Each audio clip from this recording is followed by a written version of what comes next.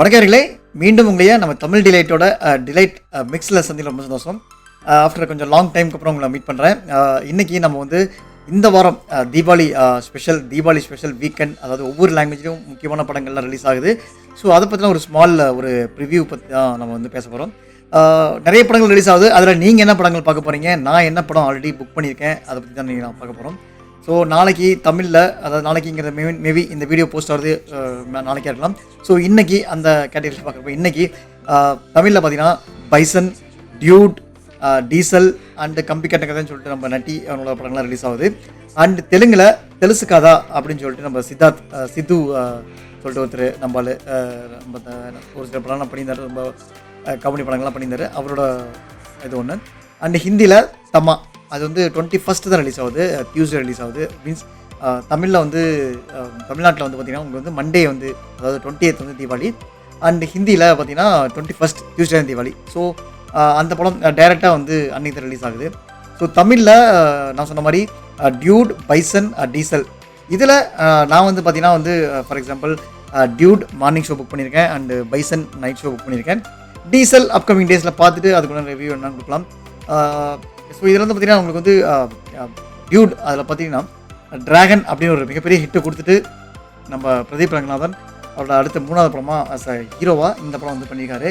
So இந்த படத்துக்கு வந்து பெரிய எதிர்பார்ப்பு இருக்குது. ஏன்னா பிரதீப் ரங்கநாதன் ஆல்ரெடி ஒரு பெரிய ஹிட் கொடுத்துருக்காரு. இன்னொன்று சாய பயங்கர் தமிழில், அதாவது இப்போ ஆல்ரெடி அவர் வந்து டெபியூட்னு சொல்லி ஒரு படம் வந்து வந்துருச்சு, பல்ட்டின்னு சொல்லிட்டு. பட் இருந்தாலும் டேரக்ட் தமிழில் வந்து ஃபஸ்ட்டு படமாக வந்து இந்த படம் தான் வந்து சாய் பயங்கருக்கு வந்து டேரக்ட் தமிழில் வந்து ரிலீஸ் ஆகுது. ஸோ எல்லாருமே வந்து அதோட பிஜிஎம் சாங்ஸ் அதுக்காக வந்து ஃபுல்லாக வெயிட் பண்ணிருக்காங்க. ஏன்னா ஆல்ரெடி இப்போ ரிலீஸ் பண்ண 2-3 சாங்ஸும் வந்து நல்ல பயங்கர பட்டை கிளம்பி போயிருக்கு. அதுலேயும் அந்த ஒரு பாட்டு உங்களுக்கே தெரியும், ஒரு பிளட் வந்து உங்களுக்கே தெரியும் எந்தளவுக்கு ஹிட்டாக இருக்குன்னு சொல்லிட்டு. பட்டி தொட்டிலாம் சும்மா பட்டை கிளப்பி இருக்குது.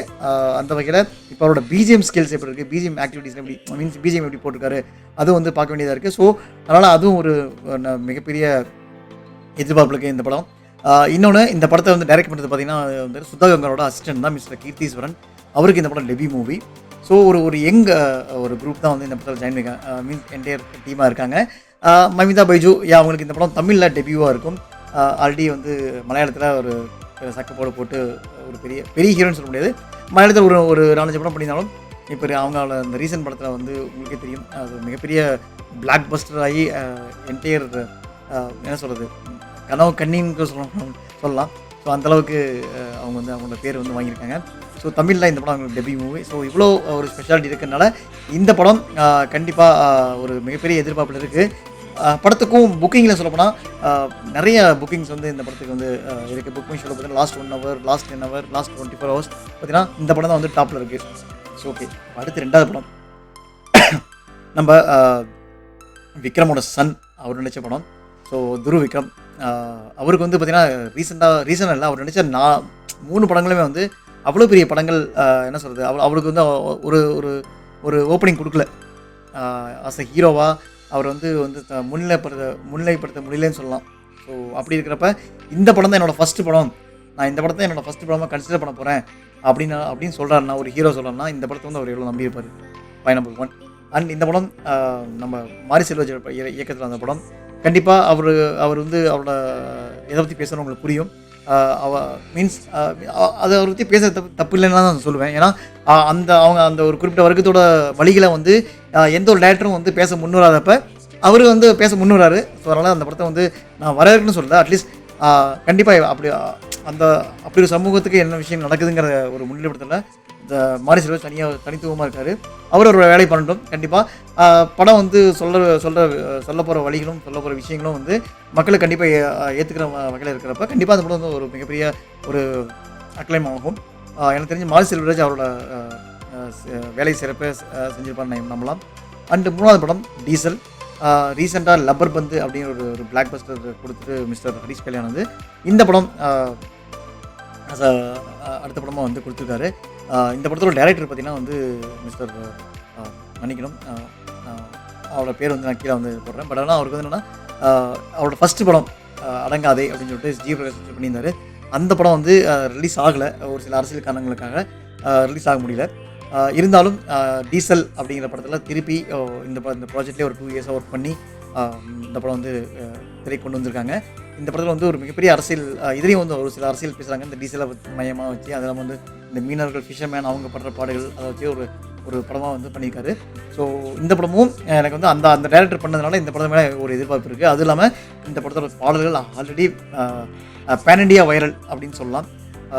உங்களுக்கே தெரியும், நங்கூரமாக இருக்குது அந்த பாட்டு வந்து இந்த படத்தில் தான் இருக்குது. அது இல்லாமல் சிம்பு ஒரு பாட்டு பாடியிருக்காரு. அந்த பாட்டும் வந்து பட்டி தொட்டி எல்லாமே வந்து கிளப்பி ஒரு பெரிய கூஸ் பம்பில் தான் இருக்குது. ஸோ இந்த படத்துக்கும் ஒரு மிகச்சிறந்த எதிர்பார்ப்பு இருக்குது. ஸோ நம்ம இந்த 3 படங்களும் பார்ப்போம். 3 படங்களும் பார்த்துட்டு நான் உங்களுக்கு அதுக்குண்டான தனித்தனி ரிவ்யூ நான் உங்களுக்கு வந்து கொடுக்குறேன். நாளைக்குங்கிறது இன்றைக்கி இந்த வீடியோ நீ தான் போஸ்ட் ஆகும். ஸோ தட் இன்றைக்கி டியூட் அண்ட் பைசன் இந்த 2 படம் பார்ப்பேன். பார்த்துட்டு முடிஞ்ச வரைக்கும் சேம் டேவோ இல்லை அதுக்கு அடுத்த நாட்கள்லையோ உங்களுக்கு வந்து நான் ரிவ்யூ கொடுக்க ட்ரை பண்ணுறேன். அண்டு தெலுங்கில் தெலுசு கதா நான் சொல்லியிருந்தேன், சிது சொல்லிட்டு டபுள் ஹீரோயின் சப்ஜெக்ட் அது. ஸோ ஒரு ரிவெஞ்ச் லவ் ஸ்டோரி மாதிரியே சொல்கிறாங்க கதை. ஸோ அந்த படம் பார்ப்போம். பார்த்துட்டு அதுக்கான ரிவ்யூ நான் கொடுக்குறேன். அண்டு ஹிந்தியில் தம்மா, ராஷ்மிகா மந்தனா அண்டு ஆயுஷ்மான் குரானா இவங்க நடித்த படம் தான் வந்து அந்த படம். ஸோ அந்த படத்துக்கு மிகச்சிறந்த எதிர்பார்ப்பு இருக்குது. ஏன்னா அந்த படத்தோட அந்த ஸ்க்ரீன்னு சொல்லிட்டு அவங்களோட அந்த ஒரு டீம் தான் வந்து இந்த படம் வந்து பண்ணுற மாதிரி சொல்லியிருந்தாங்க. ஸோ அந்த படத்துக்கும் மிகச்சிறந்த ஒரு எதிர்பார்ப்பு இருக்குது. இது வந்து ஒரு ஹாரர் ஃபிலிம். வேறனங்க, நீங்கள் இந்த தீபாவளிக்கு என்ன படம் பார்க்கலான்னு ஒரு தீர்மானத்தில் இருக்கீங்க? அந்த என்ன படத்துக்கு ஃபேமிலியோடையோ இல்லை ஃப்ரெண்ட்ஸோடையோ போக போகிறீங்கிறத நம்ம கமெண்ட் பாக்ஸில் கொடுங்க. மீண்டும் அடுத்த ஒரு நல்ல படத்தோட ரிவ்யூ அல்ல வீடியோ வந்து உங்களுக்கு மீட் பண்ணுறேன். அன்டில் தென் வணக்கங்க.